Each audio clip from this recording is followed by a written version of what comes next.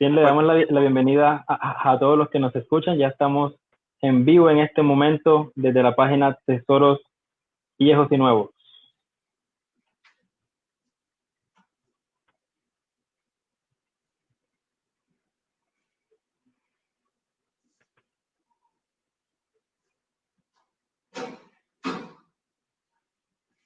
Vamos a ver unos instantes en plan que se conectan.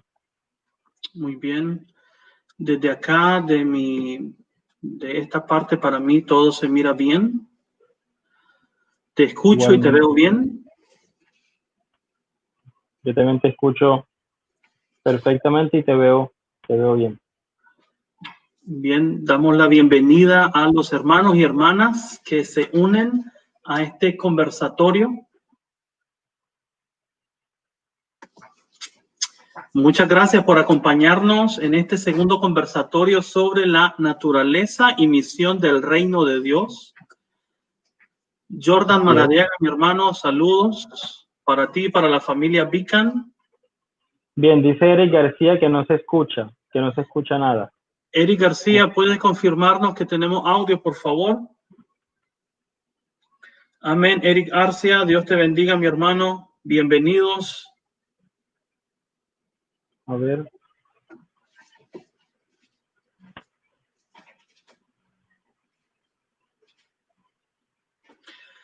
Por favor, compartan el enlace de transmisión en sus páginas de Facebook para que le salgan manos y piernas a esta transmisión y puede llegar a otras personas que puedan estar interesadas. Bendiciones, hermana Francela, a la familia Beacon allá en Nicaragua. Les mandamos cordiales saludos, les recordamos con mucho cariño, mi familia y yo.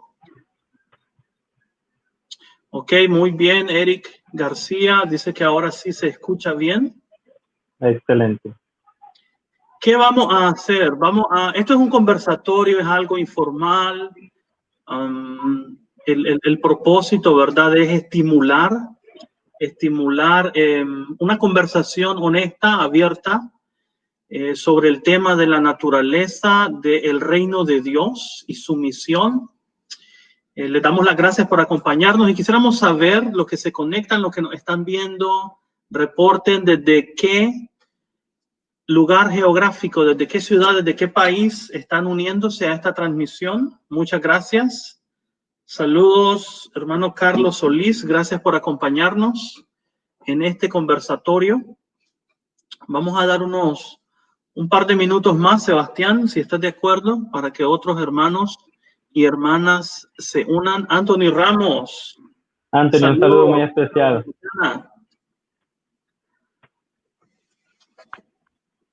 Sí, estoy de acuerdo. Me parece bien esperar unos minutos más.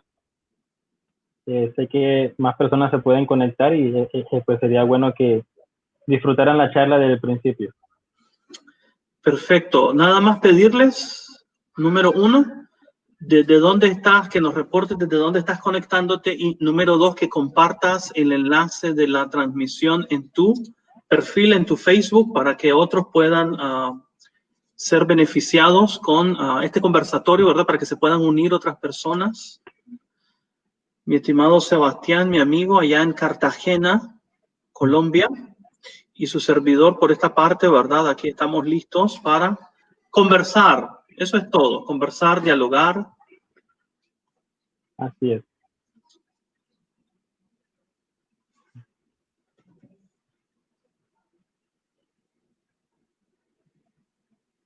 Muy bien, entonces la idea con el conversatorio es que sea más o menos de 50 minutos y si nos pasamos de ahí que no sea mucho más. Y va a haber un tiempo para responder preguntas, pero van a ser pocas por causa de tiempo. Tenemos un material preparado que lo queremos compartir y el tiempo yo creo que nos va a dar justo si es que nos alcanza para dar todo. Muy bien, y también, Sebastián, recordar que mantener las preguntas, ¿verdad? Todos tienen preguntas muy importantes. Queremos leer tus preguntas. Si no las podemos contestar en la transmisión en vivo, vamos a tratar de contestarte el mensaje en la página de Facebook, pero siempre invitando, ¿verdad?, que sean preguntas que estén relacionadas con el tema, por supuesto. Así es. Y un saludo muy especial a mi hermano Oswaldo Mercado, de la iglesia donde yo estoy sirviendo, la iglesia aquí mismo en Cartagena, Colombia. Muy bien, es tiempo de empezar entonces con nuestro conversatorio. Sebastián Girado desde Cartagena, Colombia, y su consiervo y hermano Lenín Munguía. Un saludo y una cordial bienvenida a todos los hermanos y hermanas que se nos unen en esta transmisión. Este es un conversatorio informal para hablar sobre la naturaleza del reino de Dios y su misión. Un pequeño disclaimer o descarga de responsabilidad. No pretendemos en ninguna manera conocer absolutamente todo sobre este tema. No pretendemos, ¿verdad?, tampoco hablar de cosas que no se apeguen a la revelación canónica de Dios. Sin embargo, nuestro propósito es conversar, estimular a la reflexión de nuestro concepto basado en las escrituras del reino de Dios y su significado para el ministerio. Entonces, dicho ese disclaimer, ¿verdad? Quiero también compartirlo, Sebastián, si me permite, en inglés, porque sé que hay hermanos de habla inglesa que nos siguen y tienen preguntas. Welcome to our discussion. This is a dialogue between my friend Sebastián Girado from Colombia, Cartagena. And what we are going to talk about in this session is basically the nature and mission of God's kingdom. And we want to honor God's revelation in the scripture. And this is an informal discussion. And we do not pretend to know everything about the subject, but we just want to encourage and to challenge a more deeply thinking about this particular topic. So without further ado, let's go. Muy bien. Entonces, una manera en la que podríamos, digamos, resumir el enfoque de esta charla es con el título que aparece aquí en pantalla: El reino de Dios y los reinos presentes en la tierra. Vamos a estar conversando un poquito cómo el reino de Dios se relaciona con los reinos que vemos o los gobiernos que vemos a lo largo del mundo. Y así como decía Lenín, pues nosotros somos estudiantes, no tenemos todas las respuestas ni las vamos a tener jamás, porque la verdad es Jesús, y conocer a Jesús completamente, pues yo creo que cuando estemos en la eternidad. Entonces, dicho eso, vamos a comenzar. No sé si Lenín, ¿te gustaría comenzar con la primera parte de esta charla? Claro que sí, ¿verdad? Nosotros queremos enfatizar algo desde la charla anterior. Si no has visto la charla anterior, el conversatorio anterior, te invitamos a verlo. Está disponible en la página de Tesoros Nuevos y Viejos, en el canal de YouTube también. Y la bendición de la tecnología no es que puedes adelantar. Jamás pensé que se podría adelantar los sermones o los mensajes de los predicadores, pero ahora puedes adelantar para ver el punto conciso que tú quieres ver. Básicamente recibimos muy buenas preguntas, muy buenos comentarios y los agradecemos. Y para darle continuidad a la temática, Sebastián y yo hemos considerado empezar por acá, ¿no? Empezar recalcando lo siguiente. Cuando hablamos del reino de Dios, cuando hablamos del reino de Dios y su naturaleza, su misión, queremos enfatizar un aspecto doble. Por una parte, continuidad entre el Antiguo y el Nuevo Testamento, lo que nosotros llamamos la revelación canónica de Dios. Hay continuidad y por otra parte hay discontinuidad. ¿Qué es lo que queremos decir con continuidad y discontinuidad? Por una parte, verdaderamente los autores del Nuevo Testamento, por ejemplo, se me viene a la mente los evangelios, no, Mateo, por ejemplo, el primero.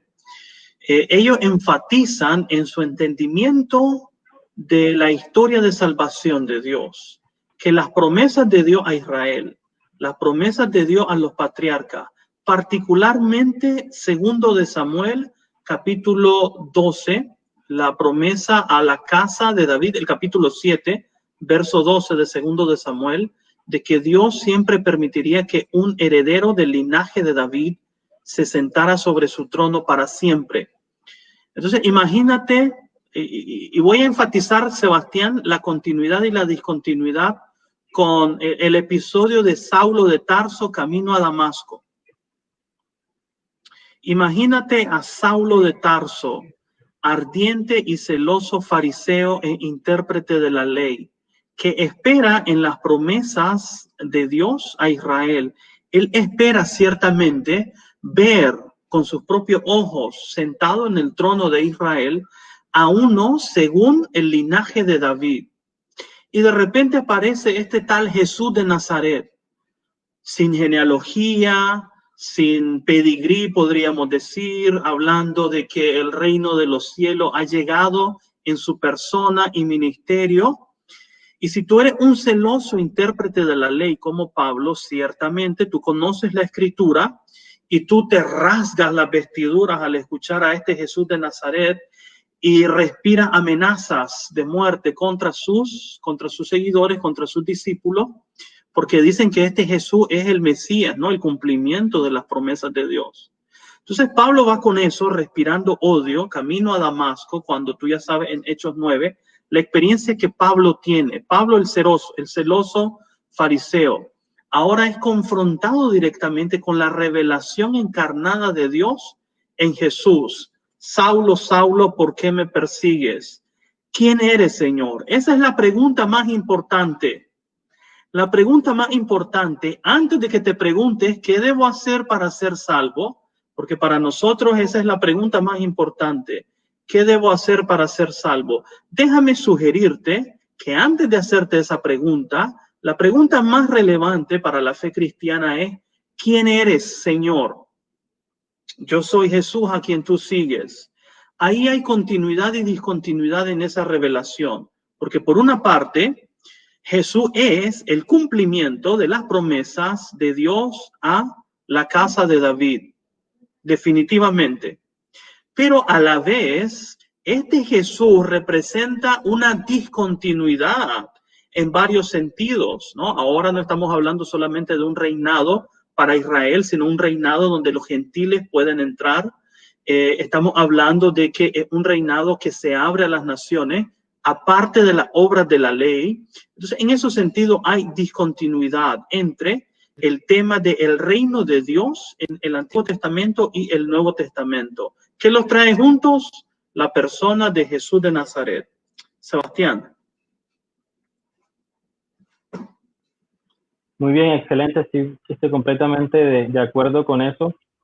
Así como decía Lenín, en la experiencia de Pablo se comprueba lo que vemos aquí en pantalla, ¿no? Una continuidad que Lenín subraya, y es que el reino davídico prometido en el Antiguo Testamento se cumple en Jesús. O sea, Pablo tenía una expectativa, y aunque esa expectativa no se cumplió completamente, de todas maneras se encontró con alguien que dijo, yo soy el que habría de venir.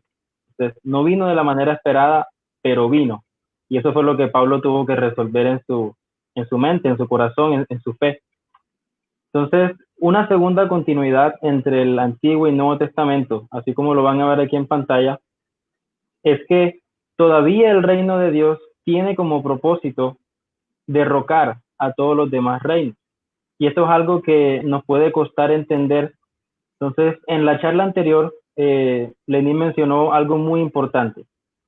Principio del libro de los Hechos, cuando Jesús estaba a punto de ascender a la diestra del Padre, y los discípulos le preguntaron, ¿es ahora cuando va a restaurar el reino de David? Y la respuesta de Jesús no fue, yo no vengo a traer ningún reino davídico. Jesús no respondió eso. Jesús les dijo, a ustedes no les compete saber cuándo lo voy a hacer. O sea que Jesús no cancela, no elimina la expectativa de que el reinado de David iba a ser restaurado.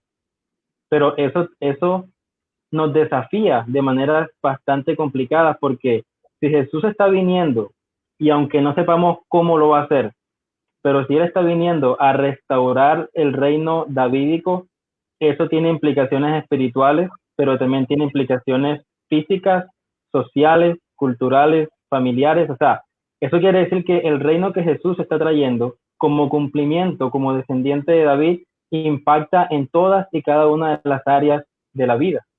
Y eso es algo que tenemos que, así como Pablo, darnos golpes contra la pared y resolverlo en nuestro corazón y en nuestra mente. Amén, claro. Excelente, Sebastián. Has marcado un punto muy bueno, y este punto muchas veces se nos olvida en nuestra interpretación de la Escritura, y es de que la expectativa judía del periodo del judaísmo, del Segundo Templo, ¿no? Contiene un elemento escatológico del que vamos a estar hablando en esta conversación, que a nosotros muchas veces se nos escapa este fuerte elemento escatológico. Entonces, para Pablo, yo lo he dicho en otras ocasiones, pero para Pablo, para la mayoría de judíos, ¿no? Existen dos eras, por así decirlo, dos eras. La era presente, como dice Gálatas 1:5, que es mala, está caracterizada por el pecado, etcétera, y la era futura o la era venidera. ¿Qué divide a estas eras en el pensamiento escatológico judío del periodo del Segundo Templo? El arribo del Mesías. Cuando el Mesías llega, hay la irrupción del gobierno o del reino de Dios directa y decisivamente en los asuntos humanos. Es lo que separa esta era mala de la era escatológica, la era mesiánica. Por ejemplo, si tú lees Isaías 11, un texto muy escatológico que habla de la bendición del reinado del Mesías, caracterizado por la acción del Espíritu Santo. Y Jesús, su ministerio fue caracterizado por el poder del Espíritu Santo, definitivamente. Pero lo que Pablo y otros que deciden seguir a Jesús tienen que procesar en su mente y corazón es: ok, Jesús es el Mesías, es la revelación de las promesas de Dios encarnadas. Sin embargo, todavía estamos en esta era. Todavía Israel sigue sometido a potencias extranjeras. No miro físicamente a un rey en el trono de David. Ahí es donde empieza a jugar la discontinuidad de la que estamos hablando. Una discontinuidad que juega, por un lado, con tratar de continuar las promesas de Dios, pero por otro lado, tratar de encontrar nuevas formas creativas de expresar esa esperanza mesiánica con ese fuerte sabor escatológico.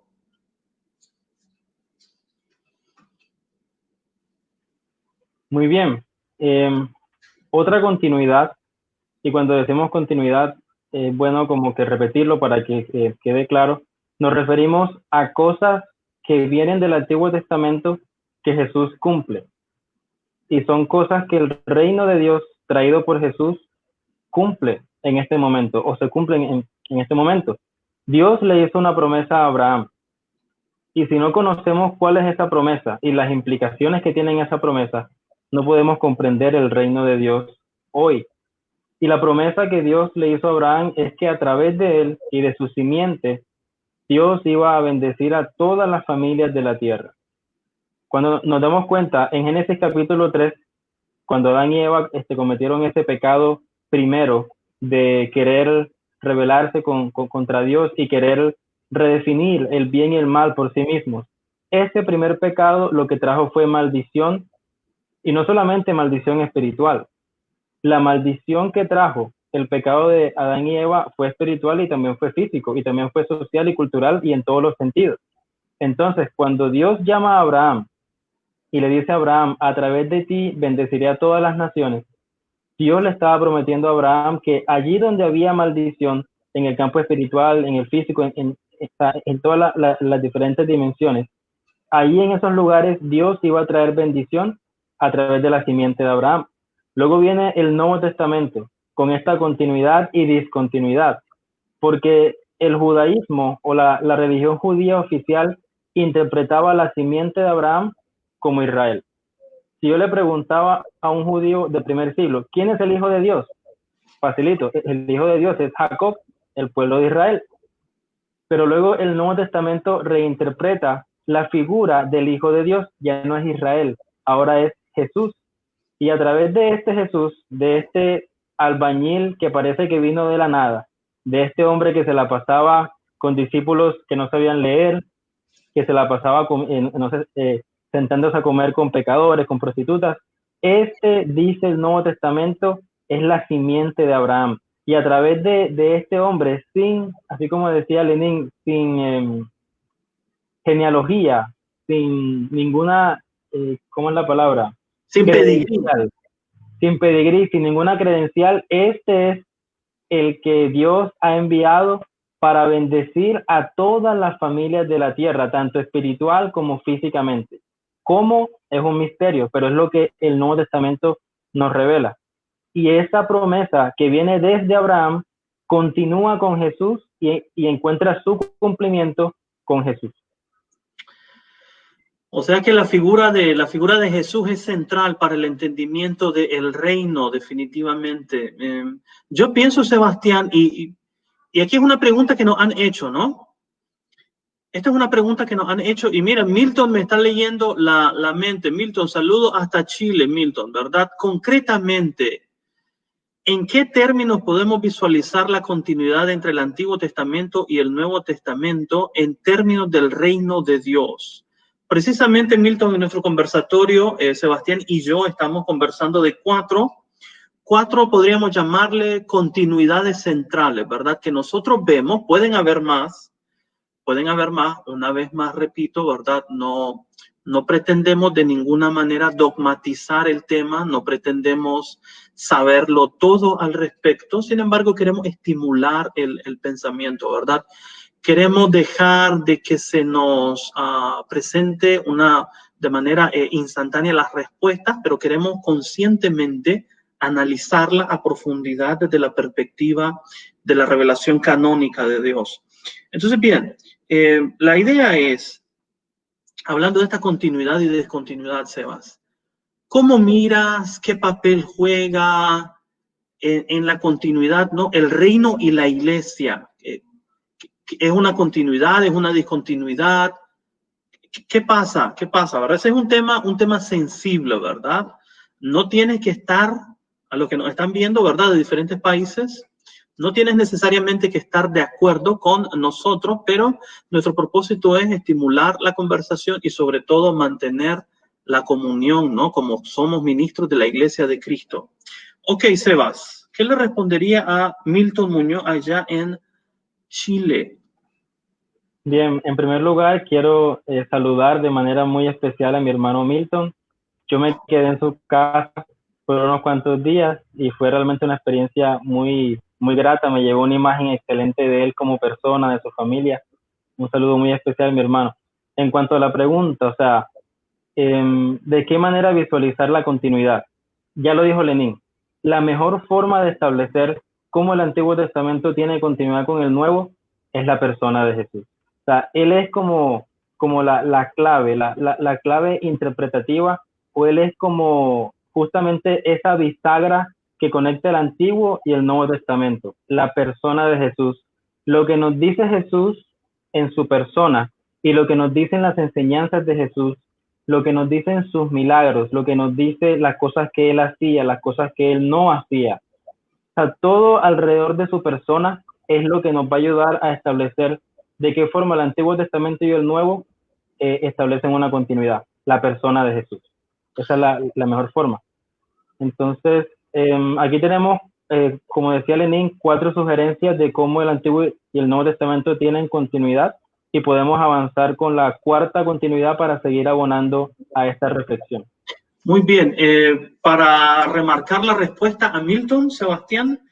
Milton, yo lo miro de la siguiente manera, ¿no? Tenemos esta revelación de Dios, sus actos salvíficos, y ahora lo tenemos encarnado, palpable, concreto, en la persona y obra de Jesús de Nazaret. Entonces, ¿qué es lo que hacen los discípulos de Jesús? Una vez que están con él, que comen con él, que lo escuchan predicar, lo miran hacer milagros, etcétera, etcétera, y poco a poco ellos van cayendo en la comprensión de que este Jesús es el Mesías. Ellos ocupan ahora, después de la resurrección de Jesús, ellos ocupan las escrituras de Israel para reinterpretar, para releer esa escritura a la luz de lo que Dios ha hecho en Jesús. ¿Quién es Jesús? Es la simiente prometida de Abraham, es el descendiente del cual se habla en 2 de Samuel 7:12, aquel que se va a sentar en el trono de David, el hijo del hombre en literatura apocalíptica, como en Daniel 7:12. Entonces, este Jesús viene a acuerpar, a concretizar en su persona, en su misión y en su obra, esas promesas mesiánicas de Dios para el reino de Israel. Entonces, sigamos, Sebastián, sigamos. Muy bien, seguimos entonces con la cuarta continuidad, que tiene que ver con una pregunta que nos están haciendo acá muy, muy buena. Entonces, saludos, Alberto. El reino continúa procurando un bienestar completo y no solamente espiritual. Entonces, alguien pregunta, y tiene mucho que ver con esto, dice Alberto Echaverri, con respecto al reino de Dios y los reinos terrenales, hoy me veo inmerso en un contexto corrupto. Viví en Nicaragua dentro de una dictadura que oprime al pueblo, ahora vivo en Costa Rica y el contexto es semejante en cuanto a corrupción, pero en este caso inmoral, hace algunos días aprobaron el matrimonio igualitario. La pregunta sería, nosotros como parte del reino de Dios, ¿cuál sería la respuesta para este contexto presente? ¿Por qué me parece tan apropiada, tan buena esa pregunta? Porque Alberto es un reflejo de que como iglesia necesitamos tener respuestas, o por lo menos necesitamos llevar nuestra fe a esos problemas que estamos viendo hoy día. O sea, yo tengo dentro de mí, yo creo que todos lo experimentamos. Yo quiero que mi fe en Jesús me oriente en el tema de la corrupción. Yo quiero que mi fe en Jesús me oriente en el tema del matrimonio igualitario. Yo quiero saber cómo yo puedo conectar mi fe con estas realidades sociales, políticas, culturales, y yo quiero saber de qué manera mi fe me ayuda con estas cosas. Entonces, el reino de Dios es fundamental para lograr esta conciliación o para establecer este puente. ¿Por qué? Porque a través de la persona de Jesús, yo me di cuenta de que Él vino precisamente a llamar a las personas al arrepentimiento. Y Él vino precisamente a instaurar un nuevo orden. Dice la cuarta continuidad. El reino continúa procurando un bienestar completo y no solamente espiritual. ¿Cómo así? Pensemos en un momento cómo era el reino de David, cuando Israel estaba siendo gobernada por David y cómo David logró en cierta forma reflejar el carácter de Dios, reflejar la soberanía de Dios en el pueblo de Israel. La palabra de Dios nos dice que en el tiempo en el que el rey David fue rey, había abundancia, había justicia, Israel estaba lleno de riqueza, al parecer era un reino que combatía la corrupción, combatía la maldad, combatía cualquier manifestación oscura. Al parecer el reinado de David en su mejor época en el Antiguo Testamento logró combatir estos elementos. Entonces, si Jesús es el descendiente de David y si Jesús está trayendo el cumplimiento del reinado de David, eso quiere decir que Jesús estaba preocupado por estos temas. Y quiere decir que Jesús vino justamente a traer sanidad sobre todas estas áreas de la existencia.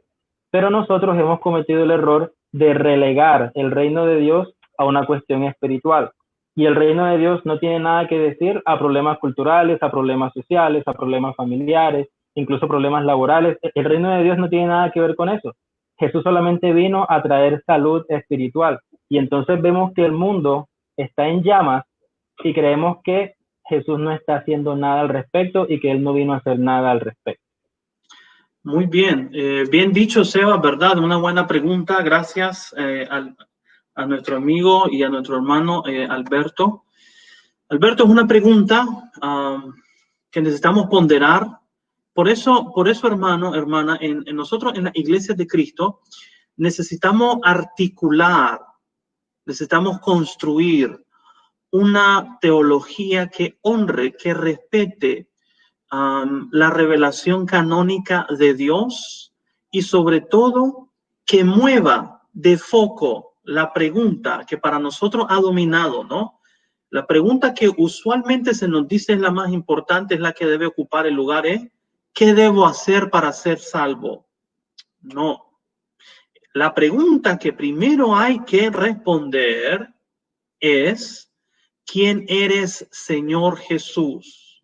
Porque partiendo de tu entendimiento de Jesús, es que preguntas como la que nos hace Alberto van a poder ser respondidas utilizando esa revelación canónica. Entonces, necesitamos un cambio de paradigma en nuestro pensamiento. Necesitamos un cambio donde las verdades de la palabra de Dios se correspondan con la revelación, no con mis presuposiciones. Entonces, para responder rápidamente a Alberto, ¿verdad? Y esto tiene que ver con lo que Sebastián venía diciendo, ¿no? La continuidad número 4. Y es de que, Alberto, el reino de Dios, el gobierno de Dios, el dominio de Dios, viene a ser canalizado por la persona y obra de Jesús. Jesús es el agente del reino. El agente del reino no es la iglesia. El agente del reino no es la iglesia. La iglesia no puede. La iglesia no puede por esfuerzo humano. Yo, Lenín Munguía, con mi esfuerzo humano, mis proyectos, mis ideas, etcétera, etcétera, mis causas, yo no puedo hacer posible o concretizar el reino de Dios. Ningún ser humano puede, la iglesia no puede. La iglesia da testimonio del reino. La iglesia es testigo del reino, pero el agente del reino, el que construye el reino, el que edifica el reino, solamente es Dios mismo en la persona de Jesús a través de su Espíritu Santo. La iglesia, te repito otra vez, es una etapa, es una señal del reino, pero no es el agente del reino. La iglesia no es el objetivo del reino. El objetivo del reino es dar a proclamar, establecer la voluntad, el reinado, el gobierno, la autoridad, el señorío de Dios y someterlo todo bajo sus pies. Entonces, lo que nosotros hacemos es colaborar en la predicación y la proclamación. Por eso es muy importante, porque como nosotros, Sebastián, tendemos a separar el reino de Dios mediante el uso de aquella frase, ¿no? Dad a César lo que es de César y a Dios lo que es de Dios. Pues te digo que nosotros somos culpables de estar dándole a César lo único que le corresponde a Dios. Tenemos mucho tiempo haciendo eso. ¿Cómo lo hacemos? Existen hermanos, precisamente por esta incomprensión del tema del reino y su función y relación con la iglesia, existen hermanos bien intencionados que piensan que los proyectos y programas sociales, ¿no? Ayuda al pobre, ayuda al más necesitado, que usualmente en Latinoamérica viene a ser promulgada por los gobiernos de izquierda. Entonces pensamos que ellos están más a tono con el mensaje de Jesús, ¿no? Porque lees Lucas, por ejemplo, la teología de la liberación, la opción preferencial de Dios por los pobres, y ahí comete un error. Y el error está en que tú piensas que el reino de Dios puede ser establecido por la buena voluntad de los seres humanos. No es así. No es así. El reino de Dios, hermanos, no significa que el gobierno o la autoridad de turno en este tiempo, no es que Dios en este periodo es de derecha, en el otro periodo es de izquierda y Dios cambia sus lealtades. Las naciones, dice Isaías, son como gotas de agua en las manos de Dios.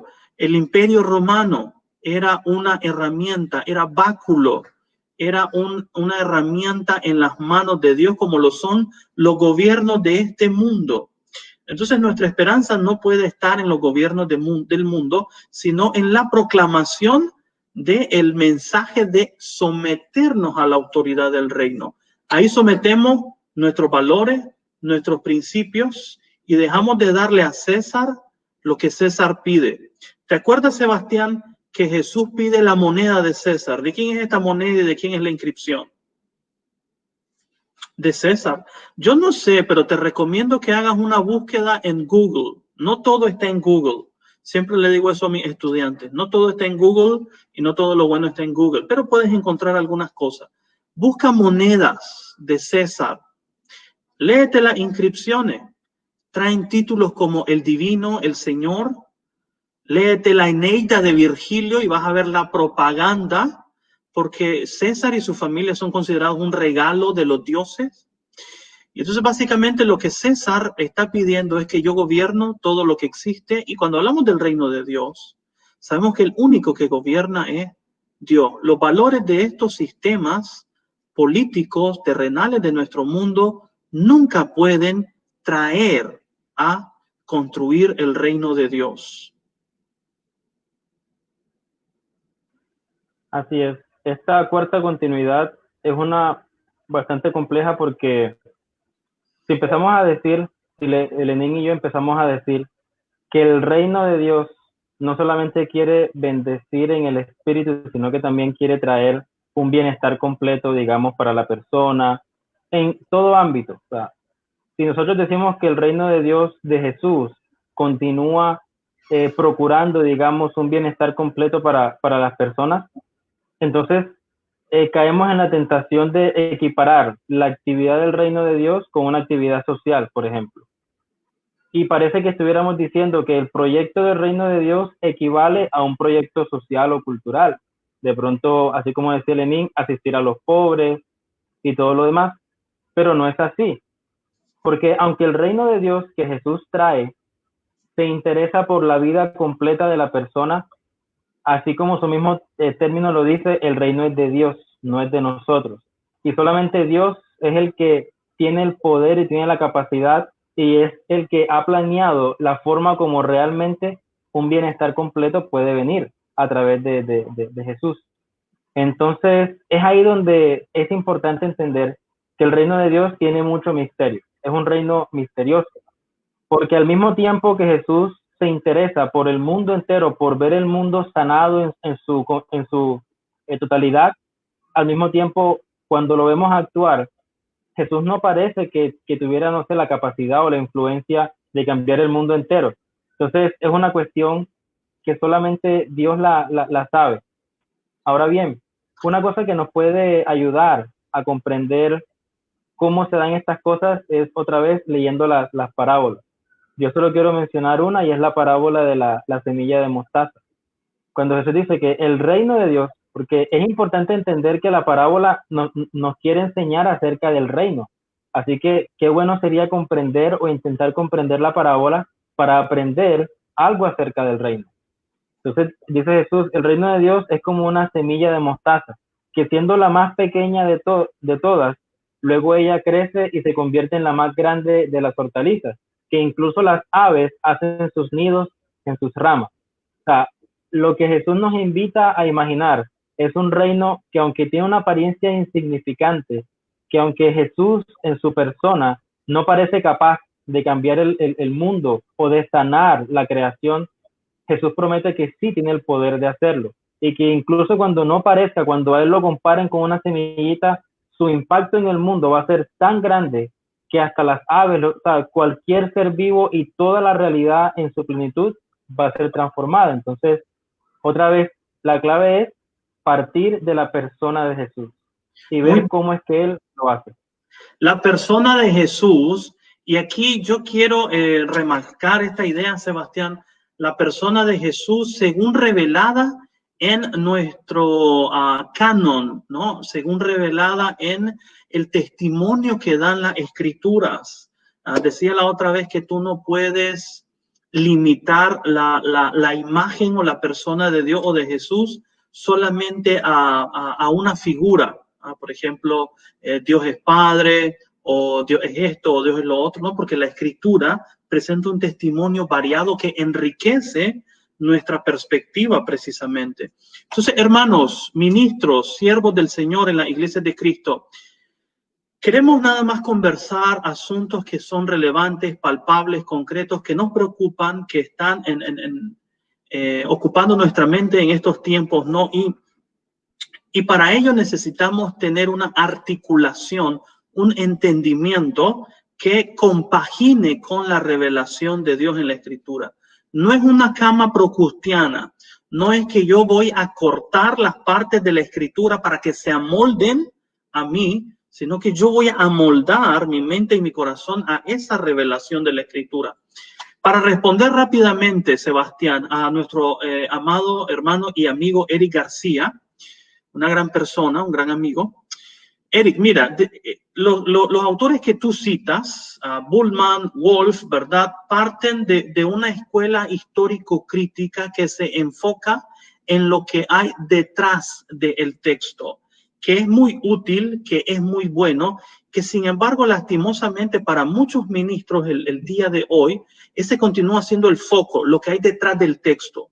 No que no sea importante, pero después de muchas décadas de investigación, y etcétera, de avance en los estudios teológicos, bíblicos, lo que Sebastián y yo, ¿verdad? Y muchos otros, estamos enfocándonos es en el texto como tal, lo tenemos el día de hoy, ¿no? En este sentido, una perspectiva canónica, y yo me consideraría discípulo de Brevard Childs, ¿verdad? El padre de la crítica canónica del Antiguo Testamento. Un discípulo de él es el famoso Walter Brueggemann, ¿verdad? Que algunos de ustedes conocen. Entonces, la idea es prestar atención a lo que nos dice lo que hay en el texto, a la manera en la cual el texto nos ha llegado a nosotros hoy. Y eso es lo que enriquece nuestro entendimiento, nuestro ministerio del reino, por ejemplo, ¿no? Para darte una idea, un tema, y Sebastián, no sé si ya lo has mencionado, pero Sebastián está trabajando en un proyecto muy enriquecedor, un libro, ¿verdad? Que tiene que ver con el tema de la comunión. Entonces, nosotros lo que queremos invitar a plantear es considerar el reino de Dios, porque la pregunta de Eric García literalmente dice, ¿cómo es el reinado de Dios manifiesto en el Antiguo Testamento una continuidad en la era cristiana? Sencillo, por ejemplo, te voy a dar la teología de Lucas. Rápidamente, Lucas, que escribe bastante sobre la historia de la salvación y lo interpreta desde su perspectiva teológica para presentar a este Jesús como el Mesías, Lucas tiene este tema de comunión del reino bastante enfatizado, enmarcado, y lo lleva a Hechos, interesantemente. ¿Cuál es la comunión? Que desde la creación, desde Génesis 1, la promesa de Dios a Abraham en Génesis 12, en ti serán benditas todas las naciones de la tierra. El reino de Dios es un reino que se abre a la comunión. Lo que Dios quiere es comunión. Pensamos en reino, y miraba los comentarios y las preguntas en el conversatorio anterior, casi todas enfatizadas en el poder o el dominio, ¿no? De un poder superior. Lo que Dios quiere es invitar a su creación. Su reinado es precisamente la participación en la comunión de la vida de Dios. El reinado de Dios es la participación de la comunión en la vida eterna de Dios. Dios quiere comunión. Y mira, hay un texto, no lo voy a leer todo, pero está es Lucas 14, la parábola de la gran cena. Lucas 14 dice, el verso 15, oyendo esto, uno de los que estaban sentados con él a la mesa le dijo, escuchen esto, bienaventurado el que coma pan en el reino de Dios. Ahí Jesús está en un banquete, ha sido invitado por un fariseo, ese es el contexto, el banquete es la principal actividad social en este tiempo, es la señal por excelencia en esta cultura grecorromana de hospitalidad. Y Jesús está sentado a la mesa y le dice a alguien, bienaventurado el que coma pan en el reino de Dios, o sea, en un futuro, orientada la perspectiva hacia un futuro. Pero escucha lo que le dijo Jesús, verso 16. Un hombre hizo una gran cena y convidó a muchos. Y a la hora de la cena envió a su siervo a decir a los convidados, venid que ya todo está preparado. Y todos a una comenzaron a excusarse. Y sigamos leyendo hasta el versículo 23, versículo 21. Ve pronto por las plazas y las calles de la ciudad y trae acá a los pobres, los mancos, los cojos y los ciegos. La idea es que el reino que Jesús inaugura, básicamente, Sebastián, lo que Jesús le está diciendo a este hombre es, no tienes que esperar a el futuro, porque el reino de Dios ha iniciado, se ha inaugurado ya en mi ministerio, aquí sentado a la mesa en comunión. Y Dios quiere, Eric, y esta es la continuidad en la era cristiana, Dios invita a las personas, por medio de la proclamación del Evangelio de Jesús, a unirse, a participar de esta comunión con Dios. Eso es el reino. Si me preguntan qué es el reino, es comunión en la vida íntima de Dios. Muy bien, excelente, estoy completamente de acuerdo. Cuando uno, bueno, si yo hubiera podido, o si yo hubiera nacido en el siglo primero y hubiera tenido la bendición de estar frente a Jesús, yo me hubiera sentido obligado a tomar una decisión en ese momento. Una decisión que no obstante, digamos que estaba motivada por el futuro. Y eso es lo que hace tan exigente el camino de Jesús, que Jesús viene y aunque él se ve insignificante y se ve un pueblerino, él viene predicando acerca de un reino que ya se está acercando y que va a tener su cumplimiento completo en el futuro. Pero aunque el reino aún no ha venido en su plenitud, el discurso de Jesús demanda una decisión radical en el presente. O sea, es casi, y es por eso que el Evangelio de Lucas lo presenta de esta manera. Cuando Jesús tiene la transfiguración, cuando Él se muestra en toda su gloria frente a 3 discípulos, luego hay un detalle en el Evangelio de Lucas que dice que los discípulos escuchaban hablar a Jesús con Moisés y Elías acerca del camino o acerca de cómo Él tenía que partir. O sea, parece que Jesús en la transfiguración, cuando estaba con Moisés y con Elías, estaba hablando de su partida después de la crucifixión. Y la palabra griega en ese versículo es éxodo. O sea, que para el Evangelio de Lucas, la manera como Jesús trae el reino y el camino que Jesús establece para entrar y vivir en ese reino es como un éxodo, es como una decisión radical con la que yo rompo con todos los valores, yo rompo con la cosmovisión con la que yo crecí, yo rompo con lo que el mundo dice que está bien y está mal, y yo me arrojo a vivir en el presente como Jesús me dice que yo viva, aunque eso implique ir contra la corriente, aunque eso implique literalmente que yo estoy viviendo como si fuera un mundo diferente, eso es lo que tengo que hacer. Y entonces, Elenín, veo que vas a decir algo.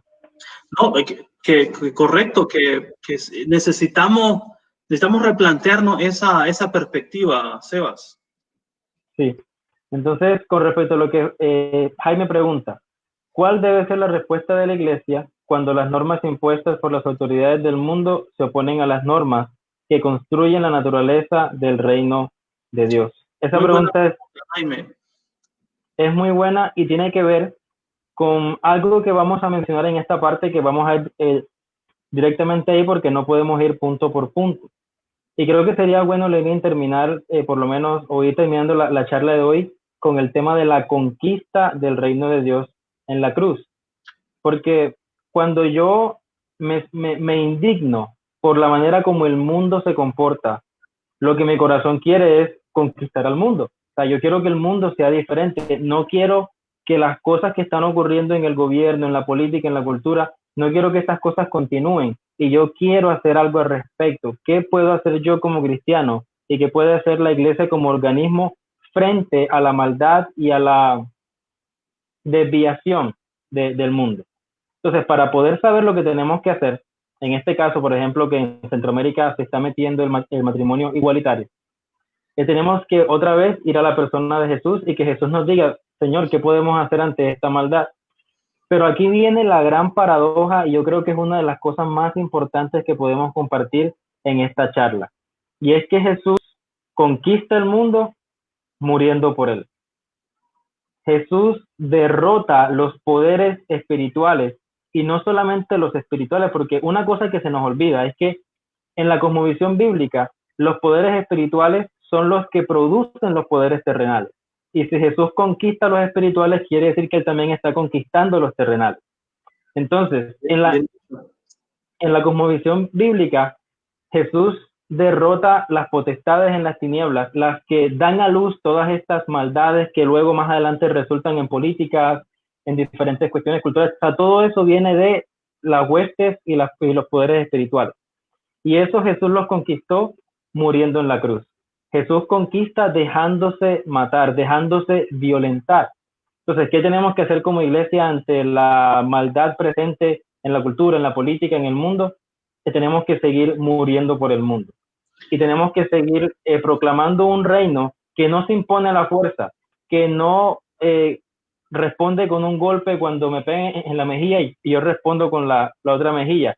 Y si, por ejemplo, el grupo LGBTI sale a la calle a romper vidrios y paredes y a exigir derechos, la iglesia no puede responder de la misma forma porque no fue lo que Jesús hizo. La respuesta de la iglesia no puede ser ir a la calle a romper vidrios y paredes en oposición a, por ejemplo, el grupo LGBTI. ¿Qué tiene que hacer la iglesia? Morir por el grupo LGBTI, servirle a ese grupo e intentar ganar el mundo y conquistar el mundo a través del camino de la cruz. Amén, Sebastián, amén. Yo pienso, lo has dicho de una manera bastante clara, concisa.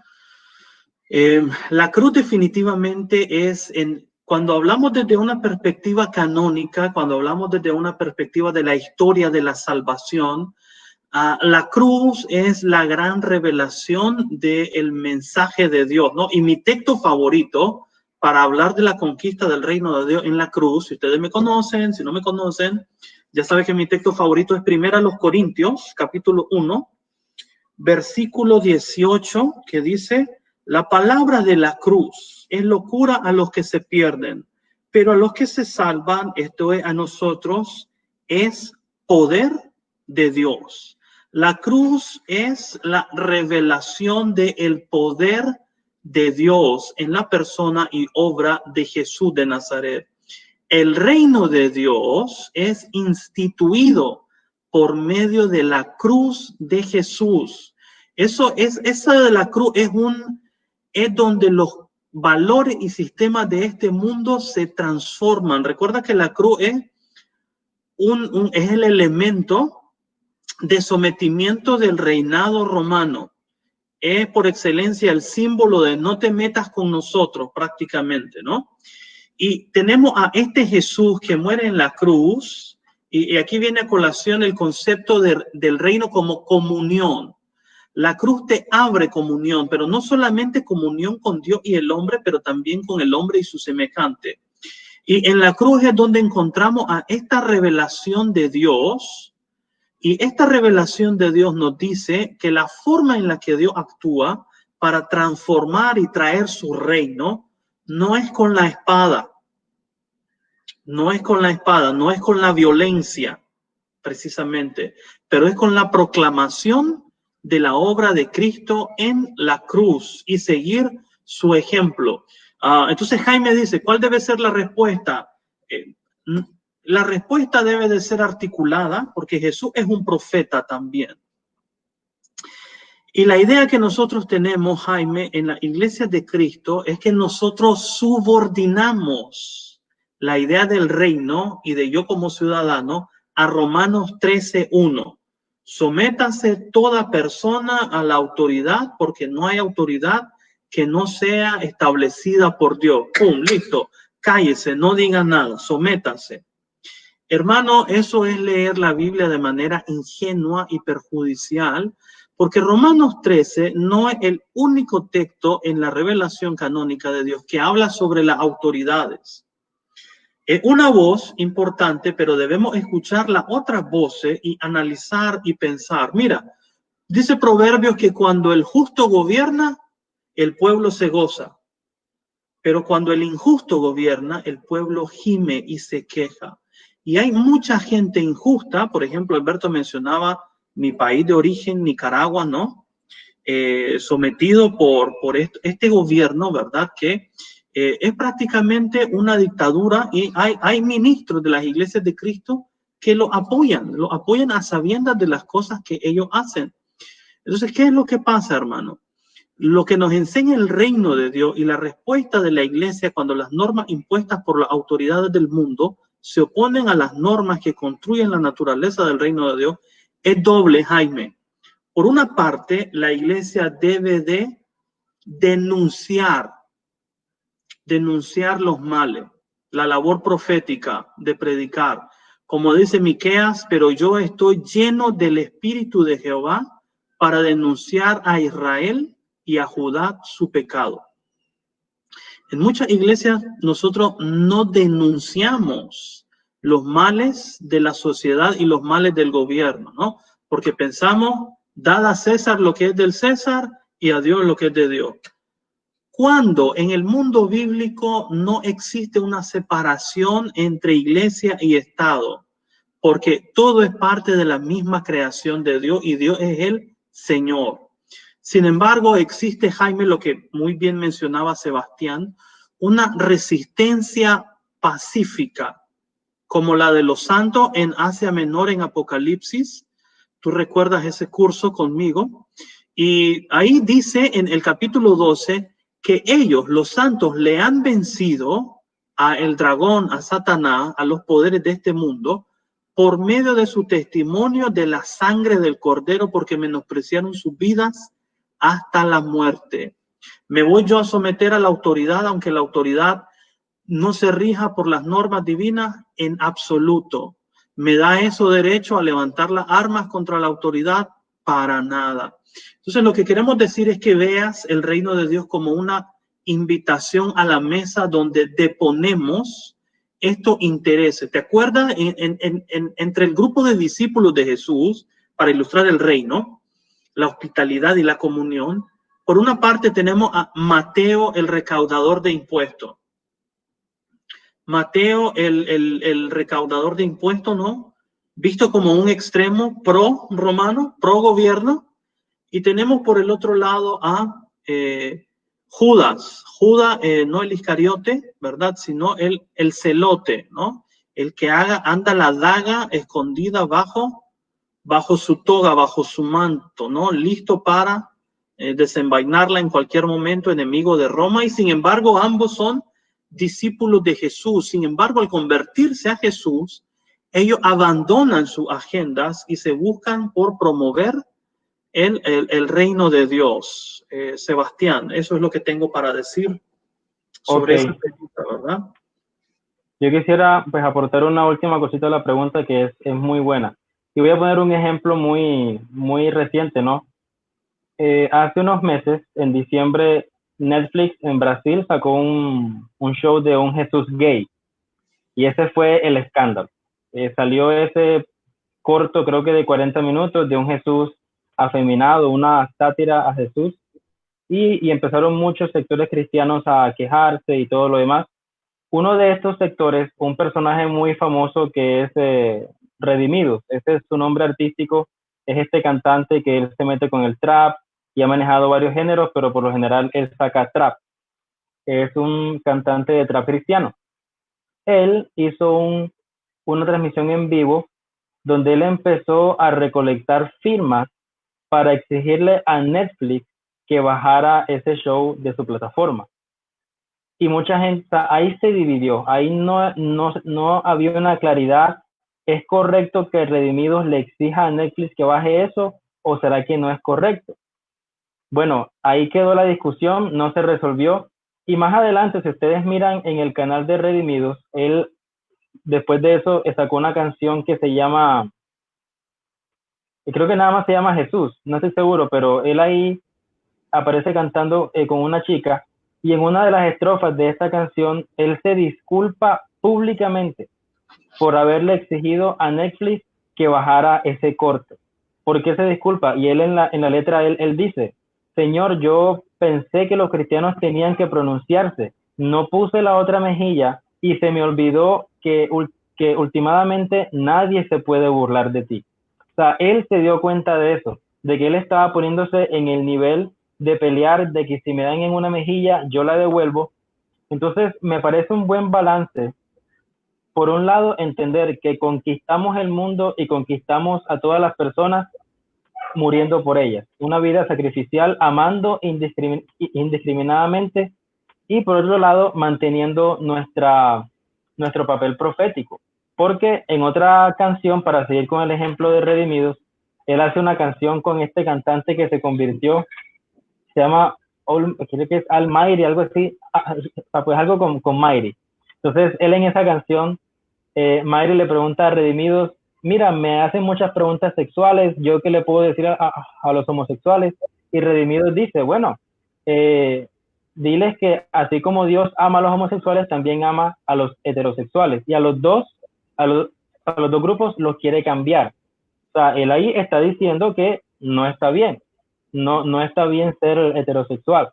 Y ahí él mantiene su papel profético. Pero a la vez, él comprende que no puede ponerse a exigirle cosas al mundo porque no es nuestro papel traer el reino de Dios a la fuerza. Y Jesús no puede ser burlado. Y no importa lo que la gente haga en este mundo, Él es el que va a regresar a juzgar y yo tengo que confiar en eso y seguir su camino. Amén, amén, Sebas. Lo que querías decir es que no es malo ser heterosexual, sino homosexual. Perfecto. La idea que nosotros tenemos entonces con este conversatorio es simplemente estimular el pensamiento mediante esta conversación para revisar nuestra interpretación de lo que el reino significa y poder acercar a nuestra predicación y ministerio a una forma de entender, de predicar, de enseñar, que se corresponda a lo que Dios nos ha revelado de Él en su palabra. Entonces, Sebastián, algunas conclusiones en un minuto. ¿Qué puedes decir a la audiencia que tan amablemente se ha tomado su tiempo para acompañarnos? Bueno, un breve comentario para cerrar con respecto a la continuidad y discontinuidad del reino. El reino de Dios, como cumplimiento de la promesa de David, todavía busca un bienestar completo para las personas. El reino de Dios, cuando llega a la vida de alguien, llega para transformarla completamente, para restaurar familias. Incluso cuando la palabra es recibida en abundancia, el reino es capaz de restaurar barrios enteros, ciudades enteras, incluso naciones enteras. Son cosas que se han visto en la historia. Entonces, el alcance del reino de Dios no le podemos poner límites. El alcance del reino de Dios va a ser tan grande como Dios lo quiera y como Él lo decida, porque el reino es de Dios. No se limita a la parte espiritual, pero a la vez la forma como el reino avanza y la forma como el reino trae una sanidad completa sobre la tierra es un completo misterio. Amén. Y eso es lo que yo puedo decir. Muy bien, Seba, gracias. Brevemente, ¿verdad? Quiero puntualizar en lo siguiente. La naturaleza del reino de Dios parte de nuestra comprensión de la revelación canónica de la Escritura, y lo que la Escritura nos demuestra es que el reino de Dios es el proyecto eterno de Dios que busca traer a la comunión con la vida eterna de Dios a toda su creación. Nada escapa de la autoridad de Dios, incluso los gobernantes de este mundo. No les deja a ellos primero tu lealtad, sino que el mensaje del reino de Dios en Jesús, Sebastián, para la iglesia continúa siendo hoy el mismo que traía Juan el Bautista, el mismo que traía Jesús, los discípulos de Jesús, la iglesia. Arrepiéntanse porque el reino de los cielos se ha acercado. Y nosotros, la iglesia, damos testimonio de ello mediante vidas que, por una parte, denuncian a los poderes de este mundo cuando hacen el mal, y número dos, sacrifiquen como Jesús en la cruz su vida por servicio a los demás. Muchas gracias por acompañarnos, han sido muy generosos, sabemos que hay muchas ocupaciones, sabemos que hay otros compromisos, pero ha sido de mucha bendición poder compartir con ustedes. Compártelo en tus redes sociales. Así es, muchas gracias por este tiempo y así nos despedimos por esta ocasión. Bendiciones.